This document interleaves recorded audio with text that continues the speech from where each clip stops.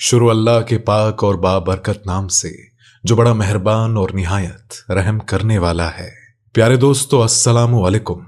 आज हम आपको अल्लाह ताला का एक ऐसा मौजज़ा सुनाएंगे जिसे सुनकर आप बेसाख्ता सुभान अल्लाह कह उठेंगे। ये मौजज़ा एक गाय के पेट में से कैसे जाहिर हुआ, ये जानने के लिए वीडियो को आखिर तक लाजमी देखिएगा। और प्यारे दोस्तों, ये एक सच्ची कहानी है। एक गांव में गुलाम मोहम्मद नाम का शख्स रहा करता था, जो एक गरीब शख्स था और 5 वक्त की नमाज बाकायदगी से बजमात अदा करता। नमाज रोजे का पाबंद और हर वक्त अल्लाह ताला के जिक्र में वो डूबा रहता।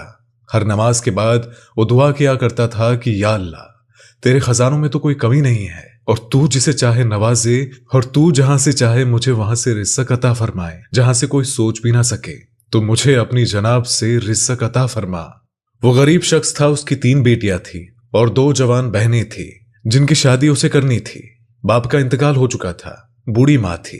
अब एक दिन ऐसा हुआ कि ये शख्स शदीद बीमार हो गया और कई दिन तक बिस्तर पर पड़ा रहा और यहां तक कि घर में फांकों की नौबत आ गई और मजबूरन बहनों को काम के लिए बाहर जाना पड़ा। और ये बात उसके लिए तकलीफ का बाइस थी कि वो इतना बेबस हो चुका है कि उसकी बहनों को बाहर जाकर काम करना पड़ रहा है। वो रोने लगा और फिर दुआ करने लगा कि या अल्लाह, तू अपनी जनाब से वहां से रिज़्क़ दे जिसकी किसी को तवक्को ना हो। बेशक तू ही हक है, तू सब जानता है और तू ही मददगार है। और उसका इस बात पर मुकम्मल यकीन था कि अल्लाह ताला एक ना एक दिन उसकी दुआ लाजमी सुनेगा और उसको गैब से मदद फरमाएगा। एक दिन वो फजर के लिए मस्जिद गया और नमाज के बाद दरूद पाक की तस्वीर की और अल्लाह से दुआ में कहने लगा कि या अल्लाह, तू जानता है मेरे बाप का इंतकाल हो चुका है और वो अपनी 2 बेटियों की जिम्मेदारी मुझ पर छोड़कर गए हैं। मुझे अपनी जनाब से रिज़्क़ अता फरमा ताकि मैं अपनी जिम्मेदारी पूरी कर सकूं और तू वहां से भी दे सकता है जहां से कोई गुमान ना करे। साथियों, वो नमाज पढ़कर मस्जिद से बाहर आया तो एक नौजवान उसे मिला जिसके पास एक गाय थी। उस नौजवान ने उसे रोका और गुलाम मोहम्मद ने उससे रोकने की वजह पूछी तो उसने कहा कि आप मेरी इस गाय को खरीद सकते हो, मैं इसको बेचना चाहता हूं।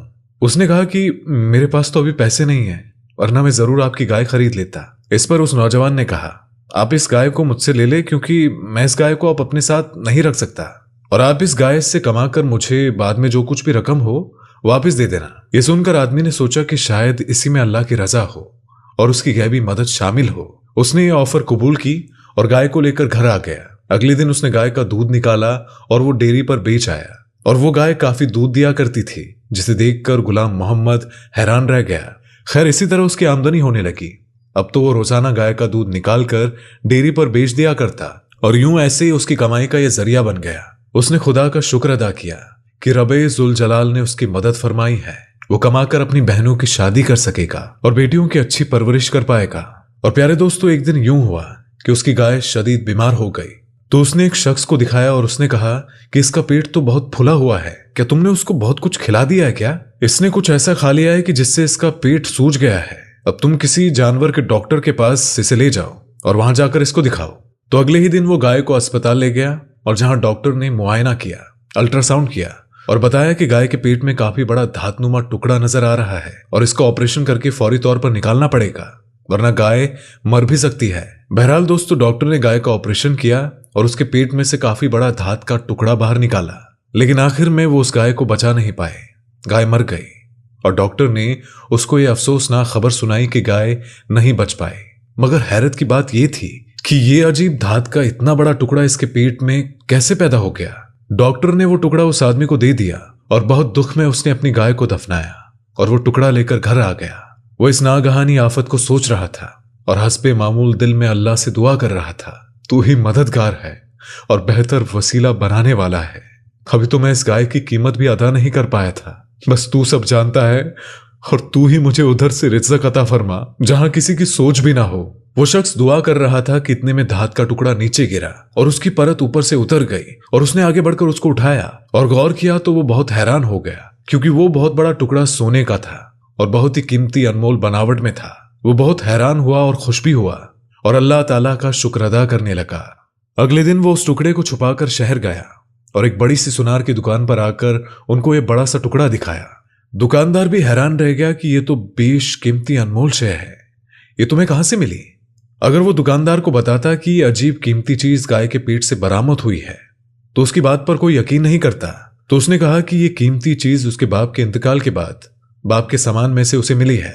बहरहाल साथियों, वो सोने की कीमती चीज दुकानदार ने अच्छी खासी कीमत पर उससे खरीद ली और वो वापस घर आया और आते ही सजदाए शुक्र बजा लाया, क्योंकि अल्लाह रब्बुल इज्जत ने उसकी दुआ पूरी फरमा दी थी और उसको वहां से अता किया था जिसका वाकई कोई सोच भी नहीं सकता। उसके बाद फिर उसके दिन फिर गए और उसने अपना घर लिया और बहन की शादी धूमधाम से की और अपनी बीवी, बेटी और मां के साथ खुशी खुशी जिंदगी बिताने लगा।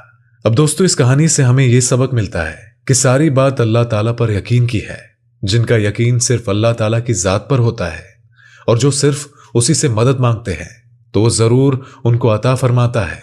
और बेशक इज्जत और जिल्लत सिर्फ अल्लाह ताला के हाथ में है। कोई इंसान न किसी को कोई इज्जत दे सकता है और ना ही किसी को जलील कर सकता है। जब अल्लाह ताला किसी को इज्जत देना चाहे तो सारी दुनिया मिलकर भी उसे जलील नहीं कर सकती, लेकिन जब अल्लाह ताला इज्जत देता है तो फिर उसका इम्तिहान भी लेता है। और अल्लाह ताला पर यकीन हो तो इंसान हर इम्तिहान में कामयाबी हासिल कर लेता है।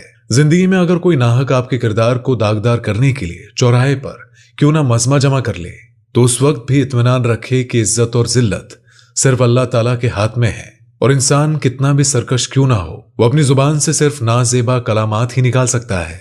और नेक इंसान के हाथ में सिर्फ मेहनत और कोशिश है और कामयाबी तो अल्लाह देता है। बेशक इज्जत और जिल्लत दोनों ही अल्लाह रब्बुल आलमीन के हाथ में है। अल्लाह ताला जिसे चाहे हुकूमत दे दे और जिससे चाहे छीन ले और जिसे चाहे इज्जत बख्शे और जिसे चाहे जलील कर दे। सारी भलाई के इख्तियार बेशक अल्लाह के ही हाथ में है और वो हर चीज पर कादिर है। रात को दिन में और दिन को रात में परोता है। एक नुत्फे से एक जान से दूसरी जान को पैदा करता है। जमीन, आसमान, चांद, सूरज, यहाँ तक कि जर्रा जर्रा उसी के ताबे है। अल्लाह अपने खजाने से बेहिसाब नवाजता है और अपने फजलो करम के खजाने से गुनाहों को बख्श देता है।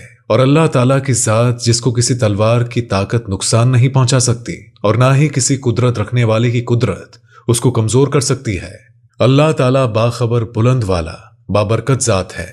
इस दुनिया में किसी की कामयाबी किसी से बर्दाश्त नहीं होती। कई लोग बदनाम करने की कोशिश करते हैं, कई जलील करते हैं, कई ताने देते हैं, कई रुकावटें पैदा करते हैं और कई इल्जाम लगाते हैं, कई साजिशें करते हैं और कई लोग एक दूसरे को रुस्वा करने के मौके तलाश करते रहते हैं। अच्छाई को बुराई का रूप देकर पेश करते हैं। किसी को भी किसी की कामयाबी बर्दाश्त नहीं होती, लेकिन अल्लाह ताला इन इल्जामात, साजिशों, रुकावटों को खातिर में नहीं लाता। वो अच्छे और नेक इंसान के लिए आसानियां पैदा करता है, रास्ते खोलता है, मंजिल तक पहुंचाने में मदद फरमाता है। अल्लाह ताला ही जात है जिसके हाथ में हर किस्म की इज्जत और जिल्लत है। अल्लाह ताला ने सारी मखलूक को अपने कब्जे में रखा है। वो जिसे चाहता है इज्जत बख्शता है और जिसे चाहता है खींच लेता है। और अल्लाह ताला के जो नेक होते हैं उन्हें अपनी मुराद तक जरूर पहुंचाता है। तो आज की वीडियो में बस इतना ही। अल्लाह हाफिज।